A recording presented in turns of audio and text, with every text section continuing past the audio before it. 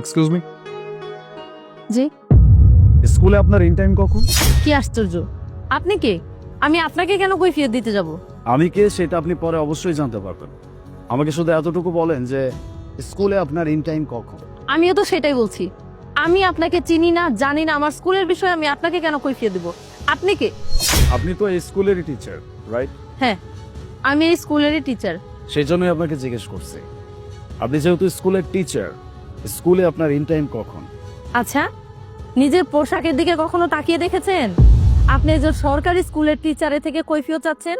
আমি কেন আপনাকে কৈফিয়ত দেব শুনি? আসসালামু আলাইকুম। বলেন ইসলাম। কি ব্যাপার ম্যাডাম, আপনি এখনো ভিতরে তো এখানে দাঁড়ায় রয়েছেন? আরে দেখুন না, আমি তো ভেতরেই যাচ্ছিলাম। কোথা থেকে এই কামলাটা এসে আমাকে আমার কল টাইম জিজ্ঞেস করছে।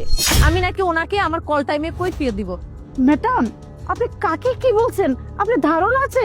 What is this? আচ্ছা, ওনার সাথে কথা বলতে আমার ধারণা থাকতে হয় নাকি? ওনার পোশাক আশাক কিন্তু ওনার পরিচয় বলে দিচ্ছে, এটা আবার ধারণার কি আছে? এসা, আমাকে যেতে দিন।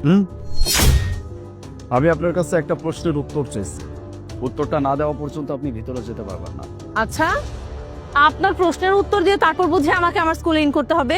ও শিট ম্যাডাম, আপনি যদি ওনার পরিচয়টা আপনি জানেন তাহলে আপনার চোখ দুটো আছে না কপাল উঠে বসে থাকবে। ও আচ্ছা, ওনার পরিচয় শুনলে বুঝে আমার চোখ কপালে উঠবে?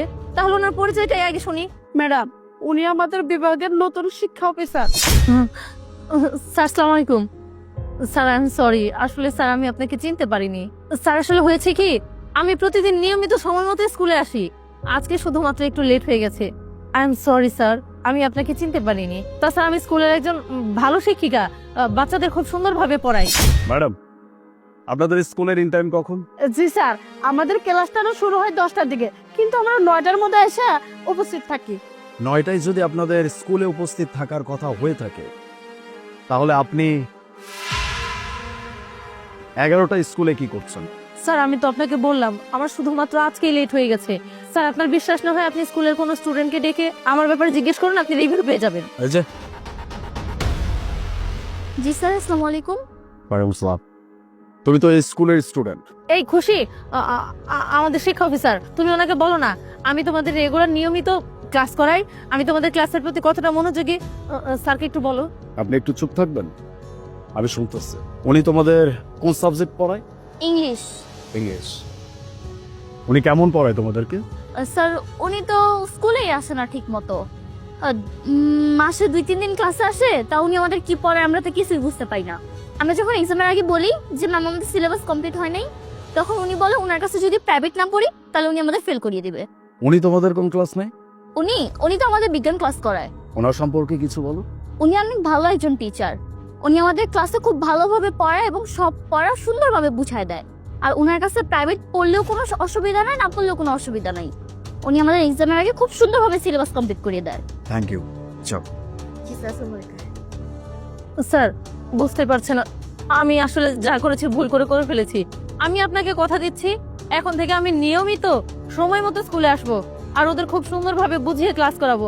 আমার কাছে প্রাইভেট পড়তে হবে না, আমি এমনিতেই ক্লাসে রেগুলার হলে ওরা এমনিতেই ভালো স্টুডেন্ট হবে। স্যার আমার বোঝাই ভুল ছিল, প্লিজ স্যার এবারের মতো আমাকে ক্ষমা করে দিন। বাস, আপনার আমাকে আর কোনো কিছু এক্সপ্লেইন করতে হবে না। আপনার কি মনে হয় আমি এখানে এমনি আসছি? আমি আপনার সম্পর্কে অনেকগুলো কমপ্লেইন পাওয়ার পরে এখানে আসছি। আমি ইন্ডিভিজুয়ালি আপনাকেই কেন আটকাইলাম? আপনি কি এতটুকু বোঝার ক্ষমতা রাখেন না? রাখবেন কিভাবে? বাই দ্য ওয়ে, আর কি যেন বললেন? ক্ষমা করতে। স্টুডেন্ট যখন কোনো ভুল করে, কোনো অন্যায় করে, আপনারা টিচার হিসেবে তখন কি করেন? মাফ করে দেন নাকি পানিশমেন্ট দেন? অবশ্যই পানিশমেন্ট দেন। আমারও সেইটাই করতে হবে। আমি যদি আপনাকে পানিশমেন্ট না দেই, তাহলে আপনার মতো টিচার এই কাজটা সেকেন্ড টাইম আবারও করবেন, সেটা আমি খুব ভালো করে জানি। লোকজনের মুখ থেকে আমাদের কি শুনতে হয় জানেন? সরকারি স্কুলে ভালো পড়াশোনা হয় না, এখান থেকে একজন ছাত্র একজন ছাত্রী ভালো কিছু শিখে বের হইতে পারে না, শুধুমাত্র আপনাদের মতো কিছু টিচারদের জন্য।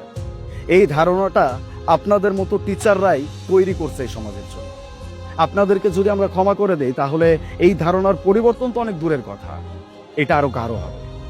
সো আমি আপনাকে ক্ষমা করতে পারবো না, আপনাকে তো শাস্তি পেতেই হবে, আর আপনার সেই শাস্তি হচ্ছে সাসপেন্ড।